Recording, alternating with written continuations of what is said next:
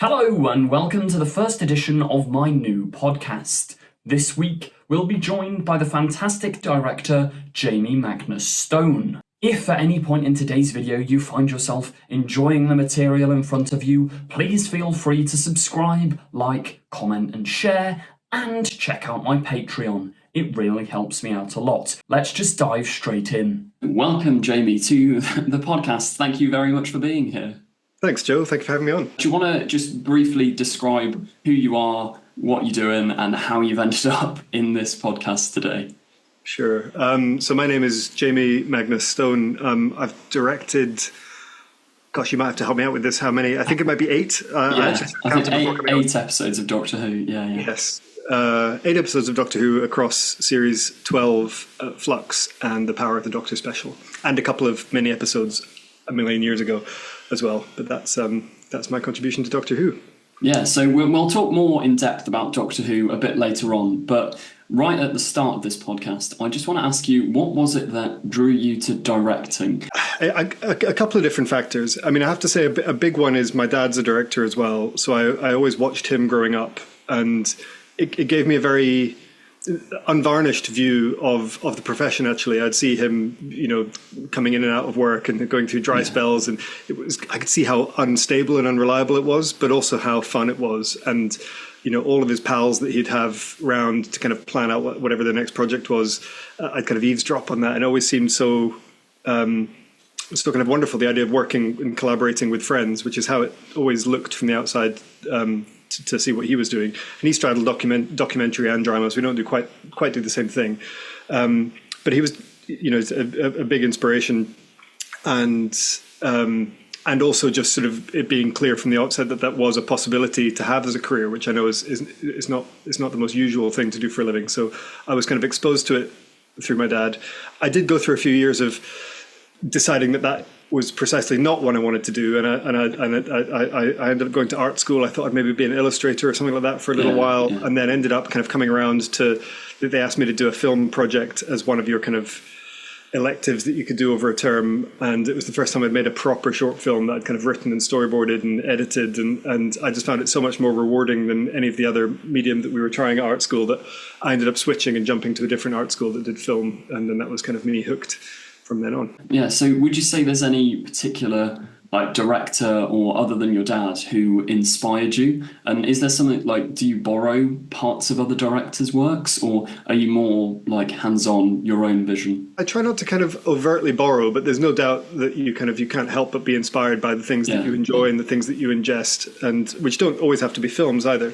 I mean, certainly when I was starting out and when I was making short films and things, I particularly admired the kind of more fantastical or imaginative directors, people like Guillermo del Toro or Terry Gilliam was always a huge inspiration for me. Emir Kusturica, who did films like Black Cat, White Cat that had this kind of really bonkers energy to them. So I like these kind of slightly more off the wall directors when I was starting out, and I never sort of set out to emulate them, but you kind of if that's what you're ingesting, it kind of it sort of finds ways of expressing itself out. So a lot of my early short films were always compared to Terry Gilliam films, and I'm still a huge fan of his. Can you remember the first short film, not professional, just the first film you ever made? Can you remember what that was?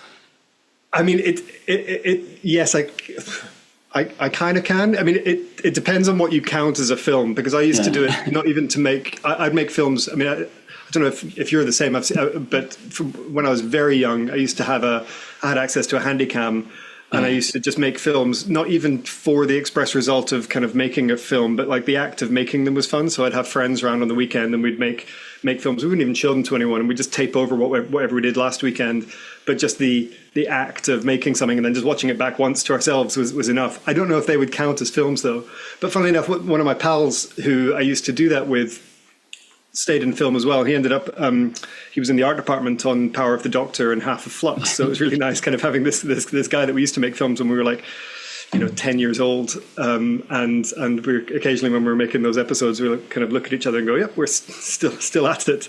And those are kind of the best days. I think the first proper film that I did was one called Fritz, which was the first film that I made at the Edinburgh College of Art, and it was about a kid who thinks he has a monster under his bed, but it's actually a 90-year-old German spy who's been hiding under there for decades and has been too afraid to have a look out. And it was about the two of them in this weird living situation. But that was the first film I ever had accepted into a festival, and I was so proud of it at the time and excited to kind of travel around and show it.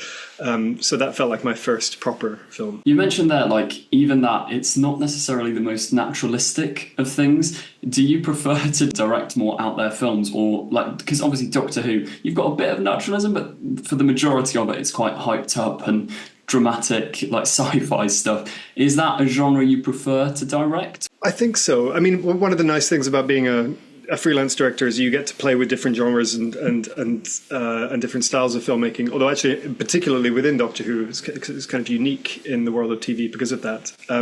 But yeah, for my own personal sensibilities, I tend to enjoy the fantastical a little bit more. I'm also a huge fan of animation, which I dabbled in the early days as well, a little bit. And I think that kind of the open-ended possibilities that either animation or these kind of slightly more fantastical genres, you know, fantasy and sci-fi and surrealism kind of afford you, I find those really exciting. So I was thrilled when I finally got to work on Doctor Who, because it felt like of all the jobs that I'd done in TV, it felt like the closest kind of fit to my own sensibilities. Yeah, so was your first Doctor Who credit was, I think, 2013 for Clara in the TARDIS, the mini-sode? Yes. Do you want to talk briefly about that? I'm not even sure if that has credits on it. You know, that was my first ever paid job as a director, actually. So I got that out of I was fresh out of doing a master's in film, so I'd moved down from Scotland at that point down to study at the NFTS. And after the NFTS, I was making another short film, wasn't quite sure how to kind of get my first job. I had an agent and was having lots of meetings, but I wasn't able to kind of actually make anything. And I'm not even sure how it came up at this point. I think it was Marcus Wilson, who was producing Doctor Who at the time, had seen one of my shorts and got me in to meet about an episode. Actually, I had a meeting about Nightmare in Silver, which I didn't get, which is fair enough because I think I was about 25 and not anywhere near ready. But he, I think it was him anyway, gave me said, "Why don't you come and do a short episode? You've got these 5-minute things that Stephen Moffat had written it, and it was kind of a mix of doing this short episode in almost like spare gaps of time, but also doing a bit of second unit on the." It ended up actually being Nightmare in Silver. So you sort of help out with the main unit and follow them behind and come and do shots of ostensibly Matt Smith's hands or some cyber heads falling off on green screen, just mopping up all these little extra bits and pieces. And then in the gaps throughout the day, you'd go and shoot these mini episodes. So it was a really good bit of training and really, I was so terrified doing it, but it was lovely kind of meeting the cast, and it was a great kind of first gig because you're only there for a couple of days and it's very sort of self-contained. But yeah, that was both my first Doctor Who job, but my first time I was ever paid as a director. Was the on-set environment, because obviously myself, I've just finished university doing a film and television degree. Was thank you. The jump from university projects to the actual industry, how did that feel for you? Would you say it's what you'd expect? Is it roughly the same, or are you just thrown in at the deep end and it's like, what's going on here? Invariably, you will be thrown in at the deep end. I mean, I think I'm a huge fan of making shorts, both as training for larger projects and also as art forms unto themselves, which I think they are. But I think no matter how many shorts you make, and I'd made lots. I think I made about 12. There's still no way of fully preparing you for a larger scale film shoot or TV shoot. I think the thing that struck me or that kind of caught me off guard when I first made the jump into proper TV jobs was I thought that kind of money was the big kind of limiting factor. And there's never enough budget for what you can dream of, but it's actually time is the real limiting factor. So there's over, with a short, I have a nice kind of 10-page script that I kind of spent months thinking about and planning out and worrying over and honing and finessing and figuring out almost every single shot if I wanted to. Whereas in TV, you have to come up with solutions so much faster. You sometimes don't have a lot of time with the script before you have to go and shoot it.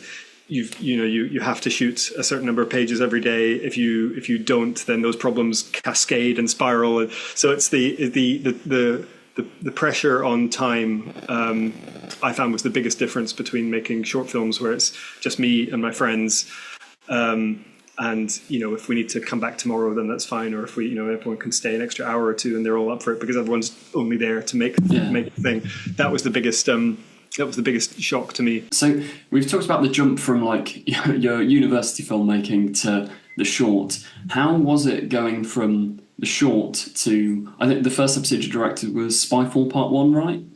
Yeah. Yeah. How different was it to have full control there? And obviously there's so many elements of that episode because there was a bit of a broad filming as well, wasn't there? So there was.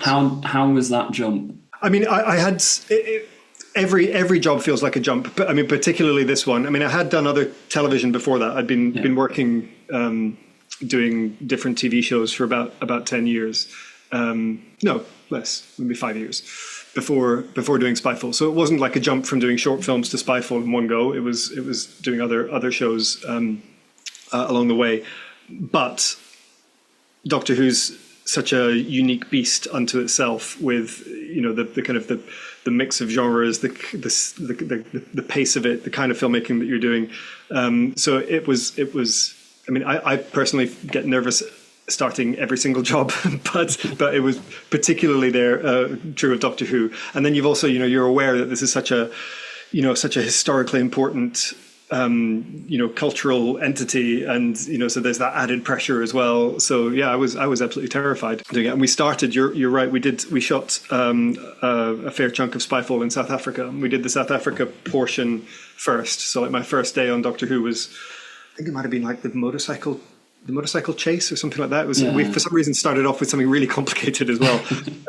So it was a bit terrifying. And I remember actually on that first day, it was either day one or day two, we were doing the motorcycle chase through the vines, and the stunt double, who was meant to be Jodie's stunt double, the person who was booked had fibbed and actually couldn't ride a motorbike. And so we'd only discovered it that morning, and the stunt coordinator had managed to get someone else in at short notice. But it was a guy, and he was like a WWF wrestler who was like huge and built. I was like, oh shit, this is Jodie's stunt double, who like creaks into the motorbike that the Doctor's meant to be on. It just I was like, there's no way I'm going to get away with this. But we had to shoot it in such a way that we did. So if you see on the aerial shots, you can see that like there's a rather bulky, butch, Hulk Hogan like Doctor on the motorbikes.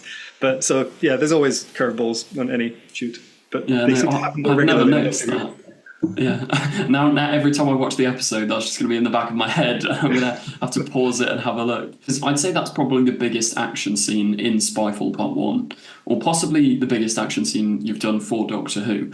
Could you talk through the process of like from storyboarding that to actually shooting it? And as you mentioned, all the factors like time and actor availability and all of that. How does that function? It depends. I mean, I can't for the life of me remember why we scheduled the motorbike chase so early. It might have been a location thing. To be honest, that sequence was scripted quite late, so there was no time to storyboard that. I remember actually having the initial pages that came through were quite scant. It was sort of like, the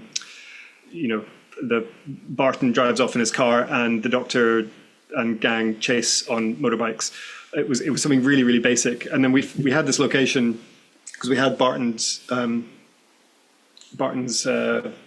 house or whatever, and there were these vines. I remember being on a Zoom call or a FaceTime call with Chris and being like, okay, we've got this and there's these vines here, but what we could actually have the Doctor running through the vines. And I was like running through on the Zoom call, showing him like a route that we could go down. It's like, this is what the location is giving us. I think we could do something fun where they're having to cut through the vines on the motorbikes and they're getting shot at from the side. And Chris is so kind of wonderfully collaborated that he was like, yeah, sure. He's like, hang on, just stay there, writing it down and taking some notes. So that kind of came together quite quickly, but there wasn't actually enough time to storyboard it. So it was a bit sort of seat of our pants.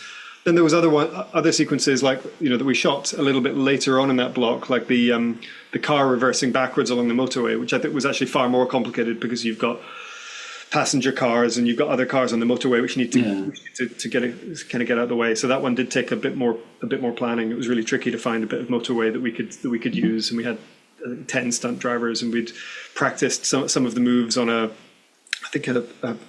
private runway or something like that to kind of try and get some of the moves down. But that was really really complex, and again really limited because we were quite restricted for how long we could shut down this stretch of dual carriageway for. So that one we storyboarded it, and I think I might have turned the storyboards into an animatic as well. I had a little map with some toy cars on.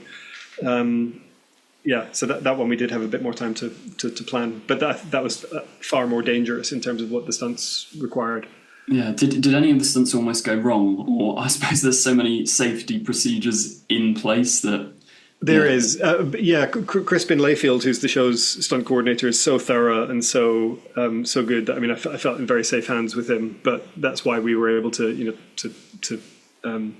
invest the time to plan. And I think we had there was sort of like a half day at a weekend where we got all the stunties together and we're able to plan it. And all the stuff inside the car was done in a studio later with some back projection. Which is a slightly old school technique, but it kind of worked for what we needed it to do. But it meant that there was no cast there that night, so it was just stunties and cars and rain, I recall.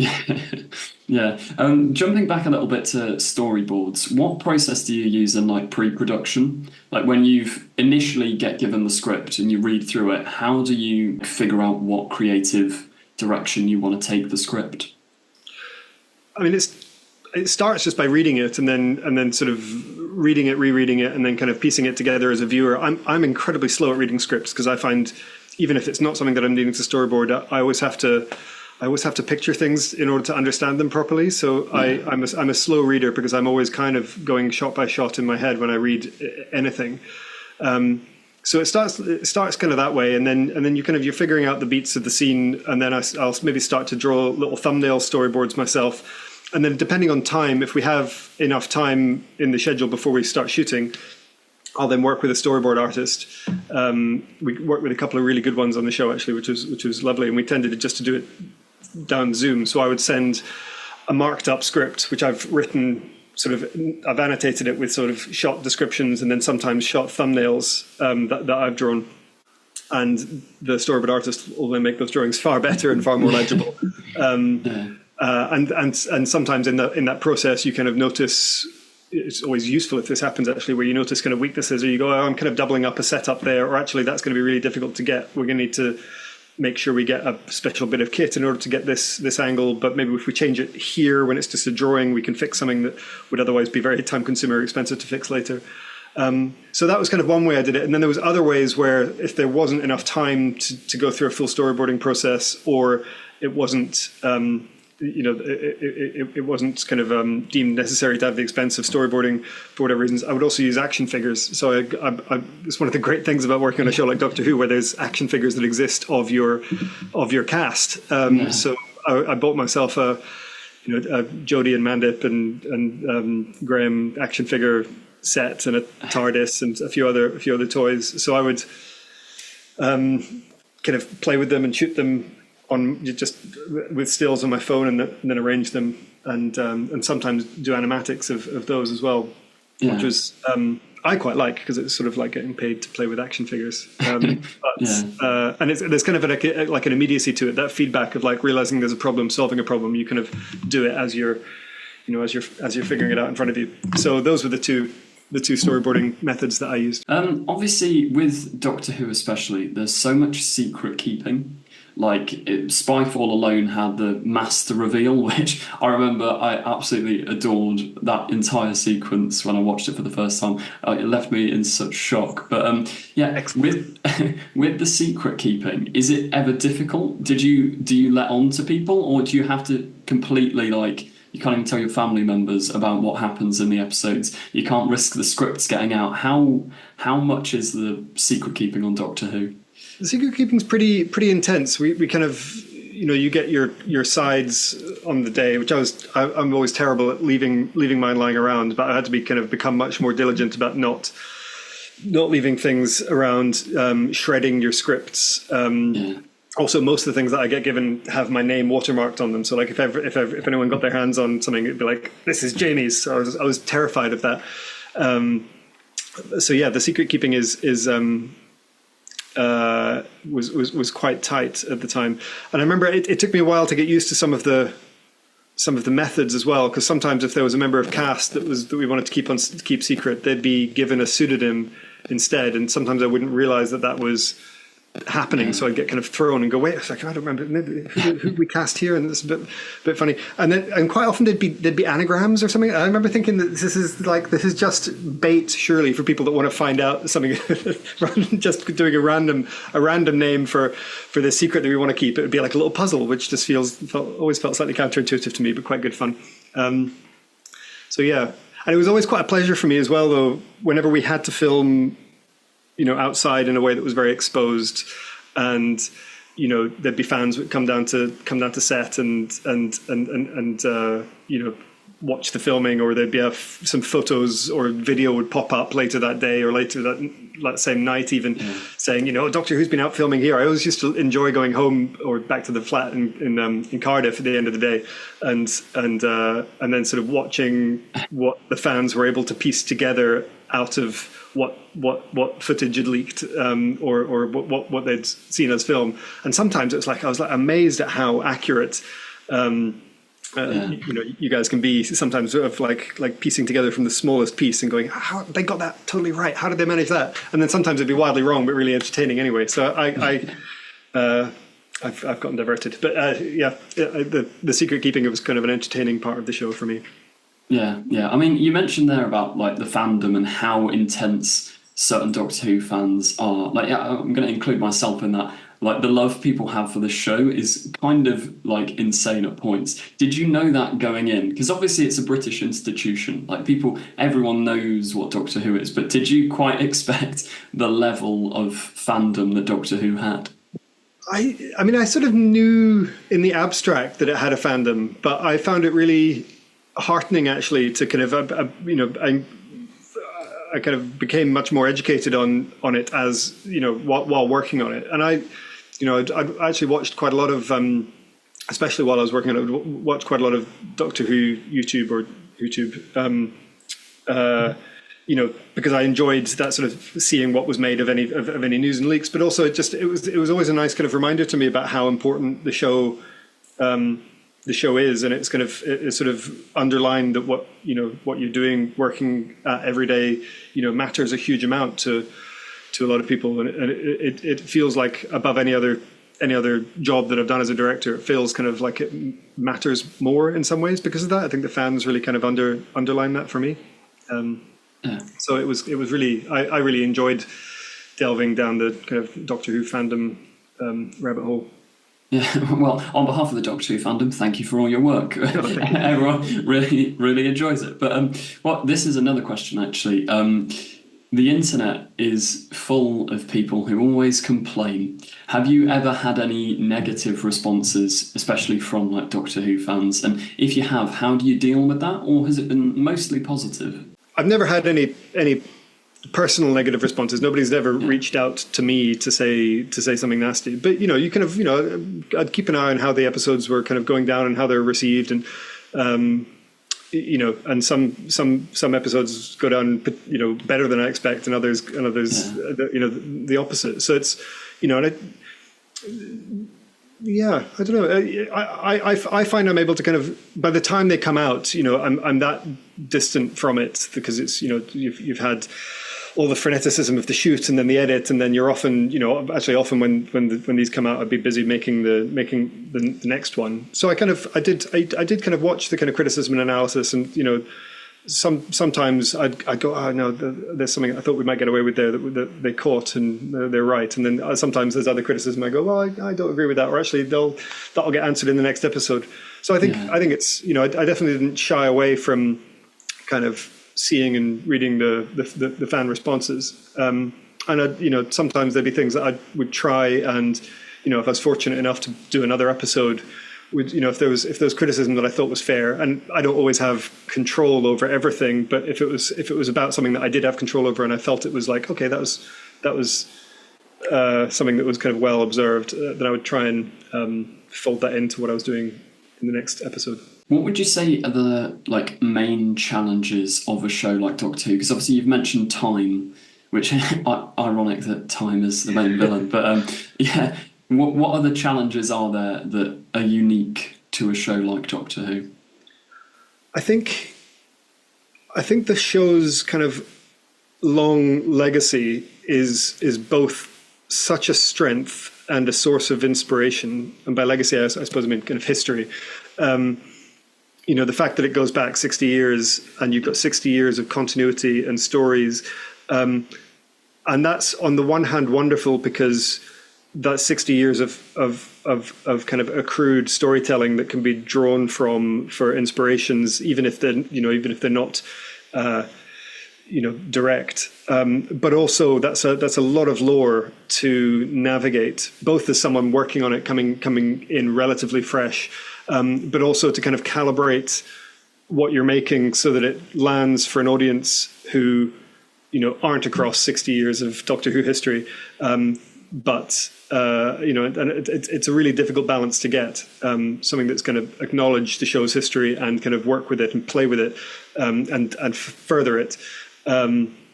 But the danger is that that can become kind of isolating or self-involved.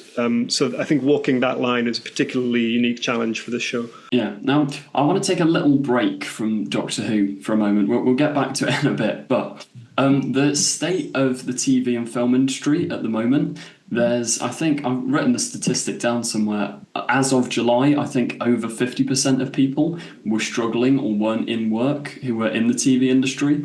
And yeah, do you have any thoughts on that? I know from personal experience that I can feel it. This is the first time in 8 years or something where I haven't finished one job and then gone onto the next. So I'm doing some writing at the moment, which is the first time since I used to write my shorts. So I'm enjoying that. But I had a show of mine earlier this year that we were prepping get cancelled, which also I've never had before. So it's the whole industry does feel like it's slumped at the moment. And Channel 4 did huge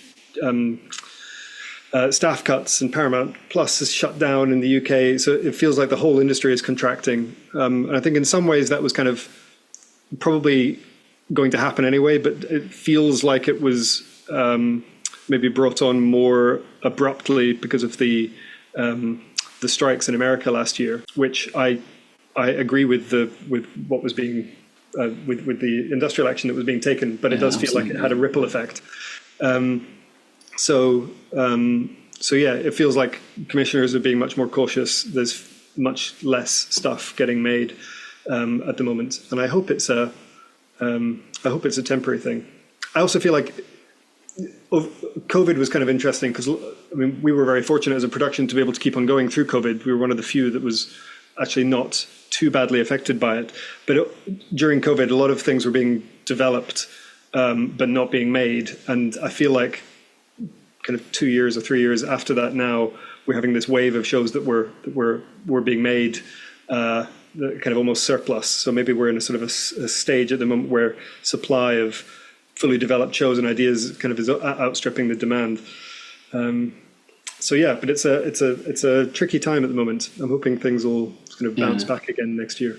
Yeah, fingers crossed everything starts to look more positive soon. But I also wondered about your thoughts on AI, and obviously that's one of the big reasons that the strikes happened. What are your thoughts on AI within the creative industries? I have to be perfectly honest. I'm not particularly educated on this on the AI debate. I imagine, as with all technology, its implementation on some level will be inevitable because the rapidity with which it's kind of developed over the last 2 or 3 years has been astounding. I think that now is the time where we should be legislating and regulating it to make sure that it's a tool that we can use and not something that will upend the industry for the worse. I saw Guillermo del Toro, was a hero of mine. I saw a clip of him the other day talking about it and sort of saying you've never seen an AI piece of art that's made him cry or have any kind of emotional response. I've seen AR art that's kind of cool or made me laugh, but it's I think it's kind of application for human connection is perhaps limited, and it's so. And I'm naturally nervous about something that is so reliant on remixing other people's work in a way that sort of is doesn't attribute the work to ultimately the people who have done it, which is the people who have produced the work that the AI is being trained on. So I'm a bit of a Luddite perhaps, but I'm quite, I don't know, got a bad feeling about it. Yeah. No, I agree 100%. I hope it gets some form of control, because I don't know what, like yourself, I don't know what the answer is. Like, I don't think there is a simple, easy answer, but let's just hope. What would your main advice be, given all of this, for someone entering the TV industry of like any age? What would you say to them? What advice would you have to someone trying to get into TV? I mean, it would be to make things. I know that sounds rather trite and rather easy, but as I said, I mean, I made about 12 shorts from my first proper one that I mentioned before I started getting proper work, and I made sure that each time the first 9 of those had no budget whatsoever. So I think before you start spending money on things, or even kind of going to courses, I would start making stuff yourself or with your friends, or if you only have yourself, then try animation. But I think what's AI aside, what's nice about the kind of the technology that we have now, as opposed to even 20 years ago when I was starting out, is that the tools for editing or being able to get your hands on a camera, everything's so much more accessible than it used to be. So to kind of get your first not even credit, but your first kind of things made, no matter how rough, that barrier to entry is lower. And I think that, as I said, when I first started, I was doing it just for the pleasure of it and just for the fun of it. And I try and, remind myself of that now, when you have difficult days on set, or sometimes it can get really stressful and overwhelming. And I try and remind myself that fundamentally it is still just a really fun, expressive thing to be able to do, and I'm very lucky to be able to do it professionally. But it's just a more complicated version of the thing I used to do for fun. So if you're interested, then do it for fun. See how you like it, and if you keep on doing it and aim a little bit higher with every new thing that you make, eventually you'll get the chance, I would hope, to do it professionally. Which is exactly, as far as I understand it, what you've been doing with your Echo series, which is so impressive. Thank you very much. Yeah, and that kind of camaraderie you get while working with friends, and everyone's contributing and pulling towards the same goal. There's no better feeling. So if you can do that, enough, and as I'm sure you find, every time you do it, you make different mistakes, or but you don't make the same old mistakes, and your work matures and develops and gets better and better. But it starts off with making stuff. So go make. Yeah, that's fantastic advice. Yeah, so everyone out there, you know what to do. Just go and make your own films. But we'll revert back to some Doctor Who talk now. So you mentioned COVID earlier. How was filming Flux during COVID? Because the pandemic did a lot of strange things to the entire world, and making TV in that time, wasn't Doctor Who one of about 3 or 4 shows that was actually, because you didn't get shut down once, right? No, we didn't. We were.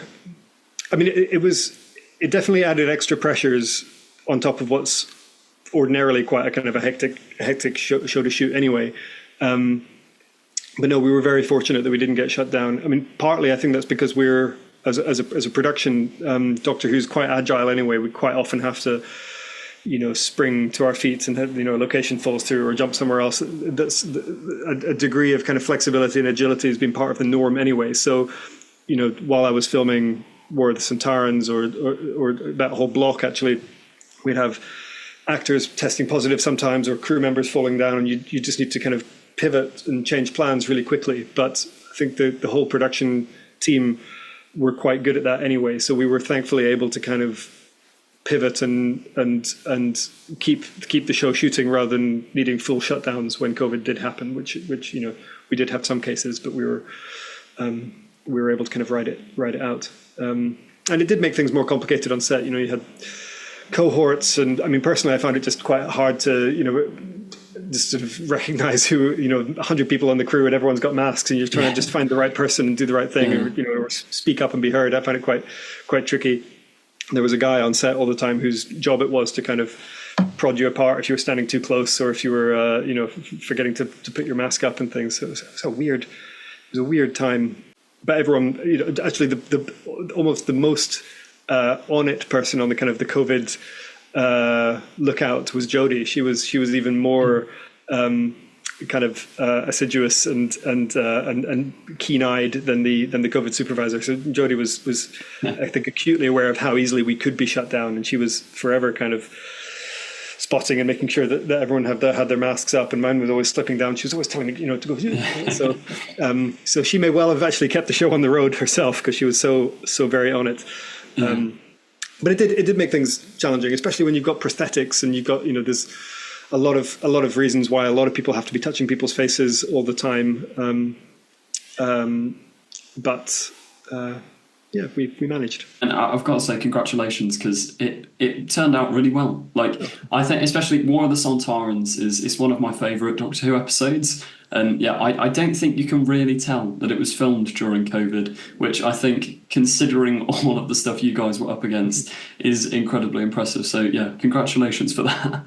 Oh, thanks. Now, you mentioned working with Jodie. Obviously, you've had to work with all the main cast of that era of Doctor Who. How were they? were they all nice? I've heard so many positive stories about Jodie Whittaker and all of that lot. Yeah, I've got nothing but positive things to say about Jodie Whittaker. She's just so kind of ebullient and so good at kind of lifting the spirits of everyone on the set around her. She was kind of super kind to everyone on the set, no matter if you were an executive producer or a runner just in for the day. And really kind of generous as well, because when she often had the most dialogue in every scene. Sometimes there's late rewrites that she still needed to kind of get her head around. So much technobabble, so much kind of pressure on her. But then she would, if we were pushed for time or something like that, and we had a guest actor in, she'd be like, Jamie, like, if you want, you can shoot them first, and then, because whoever goes last, if it's the end of the day, kind of sometimes has to rush through. And she was very kind of generous about going, look, you should, I don't mind if you do her first and do me last. So she was very, just really generous, genuinely kind of doctor-like in that kind of, in how kind of caring she was. So she was just terrific. And they were, and the kind of TARDIS team was genuinely felt. I mean, it's almost a cliche, but it felt like a family. They were so tight. In series 12 with Tosin and Bradley, and then with John Bishop the following year, they were just kind of laughing and making each other smile the whole time. In fact, especially with Bradley, sometimes it was hard to kind of get them to stop smiling. Sometimes they're like, "Oh, guys, this is a serious scene." Yeah. And Bradley tended to just make it his aim to try and make the other characters, the other actors' corpse if the camera is on them and not him. Yeah. They're just a truly kind of warm and loving bunch of people, and a pleasure to spend time with. Yeah, that's fantastic to hear. And how was it collaborating with Chris Chibnall as well? Chris is wonderfully collaborative. He's so kind of agile and open to ideas, and as I said, for myriad reasons, you're kind of quite often sort of standing on shifting sands while you're in production, because things are changing either with the scripts or just the reality of the ambition of the shows like this, and then but sometimes the budgets don't quite cover the amount of ambition, so you've got to be clever about what you do. And he was always so kind of open to suggestions and solutions, like me on basically my first day before my first day WhatsApping him and running through the vines, and he'd go, "Oh yeah, that's a good idea, cool, I'll do that." So he was very yeah, sort of super warm, super receptive, and yeah, lovely. That's fantastic to hear. Also, I've got a short story for you. Do you remember Johnny Mathers, the man who played Passenger? Yes. Yep. Yeah. Well, he reached out to me after I made a couple of videos, and he's in the next Echo film in full costume, and Is that him? Because I saw him in the trailer for that, and I was like, that's a good Passenger costume. It looks almost like the one that we have. Exactly like the one that we have. So that's actually him. Oh, good stuff. And the costume is made. It's an identical replica by the guy who made the original Passenger costume, because he made one for Johnny afterwards. And he's now just got the full get-up. But yeah, he's an absolutely lovely person. Yeah, he's really sweet, Johnny. I really liked working with him. Again, I think because he always came onto set already. I know it was a mask rather than prosthetic heavy, but I kind of hardly ever saw his face on set. I remember him talking about as well. He said, you know, the initial bit where there's Swarm and Azure and then him on the stairs. He was saying how originally he was having to try and like walk down the stairs, but he couldn't see out the front of the mask and all of that. But yeah, he said everyone was absolutely lovely, and it all worked out, and it looks good in the final episode. So yeah, it's such a classic Doctor Who villain weakness. This, I know that the cliche is, you know, the Daleks can't get you up the stairs, although I know they can now. But you know, that was always the old idea. Yeah. But actually, it's true of any Doctor Who villain. Basically, Cybermen have trouble on stairs. It was the end of Timeless Children, I think, with the Jadoon appear in the TARDIS. It's the only time I shot with Jadoon. It was like 2 shots. They had to go up 2 stairs on the TARDIS, and it was like the most complicated thing of people hiding behind them to support them up 2 stairs. So like anyone who's got any kind of mask, it's like stairs are just like one of these complicated things. Even getting angels on the stairs in Village of the Angels was tricky. So yeah, stairs, the ultimate Doctor Who, the ultimate villain. If you had to pick a scene from Flux that was the most difficult to do, I'm guessing it would be something in the Crimea, because I remember when the filming photos for that were coming out, it was actual rain, freezing temperatures, cold. So yeah, which would you say was the most challenging scene for you to do of that entire shoot? Yeah, you're right. As soon as you said it, my head went to War of the Centaurans and the Crimea section of that, which I actually really like now looking back at it, but at the time it was tough. And that was actually another, I suppose, side effect of COVID, is that in any other year we would have gone away kind of abroad to film those scenes, and which would have guaranteed slightly better weather. But because we ended up filming in, I think, October or something like that in Wales, it was just like sideways sleet and sideways rain the whole time. We had so much of our equipment was damaged. We had we had some of our tents blow away. It was really, really tough, and also with the Sontaran's prosthetic, which reacted badly to the rain as well. It was really tough and really kind of miserable at the time. But I remember feeling like it kind of gave that episode like a mood. I thought of kind of, because Ray Holman and I had been looking at old kind of photos of Crimea, and it's not that it was that wet and muddy, but there was like a kind of a real squalor to the kind of the soldiers' lives back then. And I think the fact that those exterior locations looked so kind of like mud covered and drenched and kind of just blasted by the elements, I thought it gave kind of a really heavy, oppressive mood to those Crimea scenes that I think worked. At least that's what I was trying to tell myself and the crew as we were like frozen to the bone on the day, just covered in rain and wet and sleet. So the Crimea scenes were tough just from a being against the elements perspective, but ultimately I think that gave them something nice. Yeah, I think it really does. It adds to the mood so much, because it's also like you can see Jodie and the cast are like visibly cold, and I think it fits so nicely. I saw that a lot of people seem to be a fan of like Jodie's slightly tousled hair in that episode, which was the hair and makeup department doing a great job of basically just having to work with the fact that her hair was just wet the whole time. If you went outside for 2 seconds, you'd get soaked. You don't always see the rain on camera unless you backlight it, but it's just there, this ever-present sort of damp sort of mizzle all the time. Anyway, So on the flip side of that, What would you say is your favourite scene that you filmed? This is out of any Doctor Who stuff you've done. What's the scene you go, we absolutely nailed that? It's a toss-up. I don't know. I mean, the Master reveal in Spyfall I really enjoyed because we'd shot that in sequence. It was the last thing in the episode that we shot, and Sasha had been playing the whole time.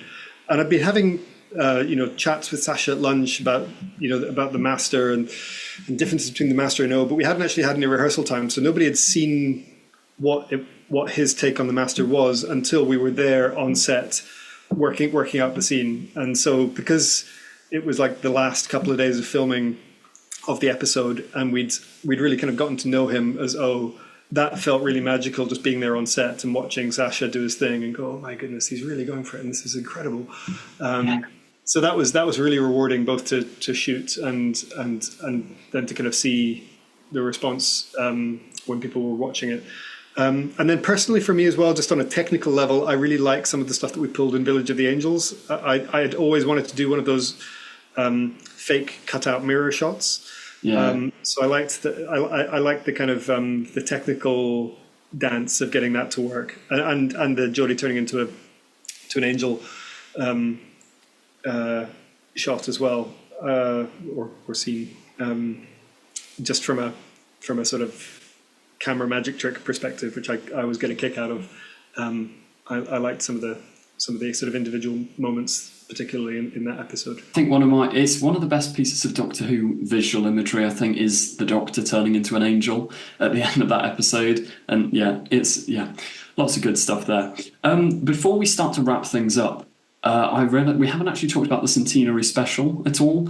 How did that come around? Because there's been a lot of, I think Chris Chibnall mentioned a while back in an interview that originally the BBC were going to do a New Year special, then it was going to be the final episode of Jodie around Easter, but then they asked for another episode and that became the Centenary. Or do you remember how all of that came about, or not really? Not really. I mean, to be honest, you might well be right. All that stuff goes on out with my kind of earshot, I'm afraid. It was Nikki Wilson asked me, I think at one point towards the end of Flux, or maybe I was in post or something like that, and she's like, look, do you want to do just one more of these? And I was like, I've already done quite a few, I'm not quite sure. And then she was like, no, this one will be it'll be a special feature length, and it will be the one in which the 13 regenerates. And I thought, I have to do that then. What an honor to be asked. And then in terms of actually what form that took, it took a very long time before I actually kind of heard more. But in terms of how many specials they were going to make and all the rest of it, I'm not really party to a lot of those chats, I'm afraid. So I'm not sure. How was working with all the classic Doctors for the Centenary special? Because I think you've got to be one of the Doctor Who directors who's worked with the most Doctors when you actually add it up. It was wonderful. I mean, there was such an atmosphere on set when we had that day with the old Doctors, and they were all there in their garb, and Jodie was there as well, and Sophie Aldred came down to do some reading in as well, which is really cool, because not all the Doctors, sadly, because of scheduling, were able to be there. So Peter and Paul were shot later by Annette Lofer, and I wasn't able to come back for that because I became a dad just at the end of Power of the Doctor, just as it stopped shooting. Became a dad, and then had my hands full for that week, and wasn't able to go back for it. So Annette very kindly filled in and did Peter and Paul's stuff. So maybe that sort of takes my Doctor count down by 2. So I don't know if I'm still at the top. But it was amazing, and there were so many people kind of came down to the set that day just to watch and hear the Doctors being the Doctors again. So I got just a very goosebumpy day. One of the last things we were shooting was in the cave at the volcano, which was meant to be an oil rig until about 2 weeks beforehand, by the way, which is why Graham pops up out of nowhere. It makes no sense that he's in a volcano. He was meant to be an oil rig inspector or something like that. Okay. And that was like one of these, last minute agile things, because I had gone to those caves on a weekend with my partner just to go and have a little walk around, and I was like, right, let's just, those volcanoes in the script, let's just go inside the volcano. So that's what I was basically shooting with the existing lights that the cave attraction had anyway, and then we sort of added some lava and some heat haze. Anyway, sorry, I'm getting off topic. So looking back at your entire time on Doctor Who, what would you say is your favourite episode, or the episode you're most proud of? It's like asking who your favourite kid is. I don't know. Like, I honestly don't know. Like, there's sequences within each of the episodes that I go where I go, oh, that's I'm really proud of that. I'm really proud. Like, there's some stuff within Praxeus which I am really proud of. I know it's one of the less talked about ones. Probably overall, probably Village of the Angels. Actually, there's something quite nice about. Yeah. There's something about that one being self-contained, and the fact that was shot all in one go at the end of the block. So by block, I mean in TV, the norm is to shoot 2 or 3 episodes of something together at once, and you jumble up all the scenes to make the most sense in terms of a schedule, and you shoot them together. But for some reason, we didn't shoot any of Village of the Angels until we'd already shot all of War of the Centaurans and Halloween Apocalypse. So it was the only time, that, aside from Power of the Doctor, actually, where I had just one thing on my plate for those kind of 2 weeks or however long it took to shoot Village of the Angels. So there was something really nice about it being a contained episode that wasn't overly effects dependent, that had some really cool effects moments.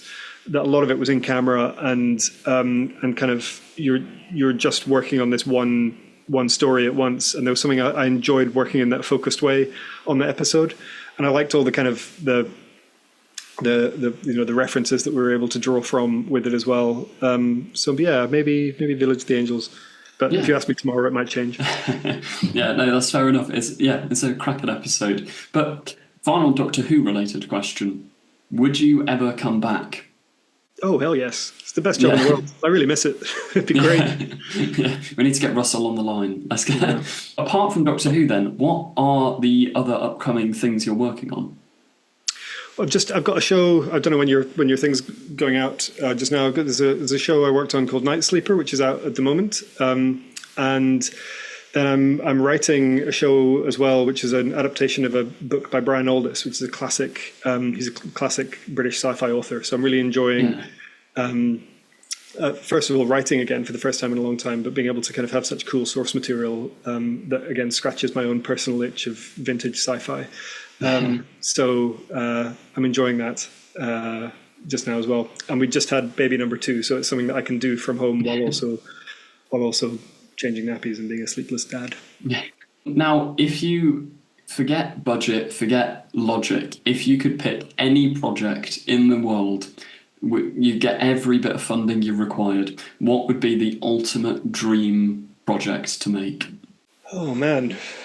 I don't know. That's such a tricky. I mean, it's such an obvious one. My Star Wars popped into my head immediately, but I think I'd probably find it really, really, because I was such a huge fan of that growing up that whole universe growing up as a kid. But I think it's one of these ones that, if that ever happened in some far-flung reality, I'd find it very limiting, probably, because I think when things get to that kind of size, they become a different beast. So I think it'd be one of those kind of like cursed wishes. So I'm not sure. Well, thank you very much for joining me in the podcast today. Thank you very much for having me. It was good to see you again. Thank you very much for watching this week's edition of the Confused Adipose podcast. If you did enjoy, please feel free to comment, like, subscribe and share. Also check out my Patreon for exclusive videos, early updates and so much more. Thank you very much.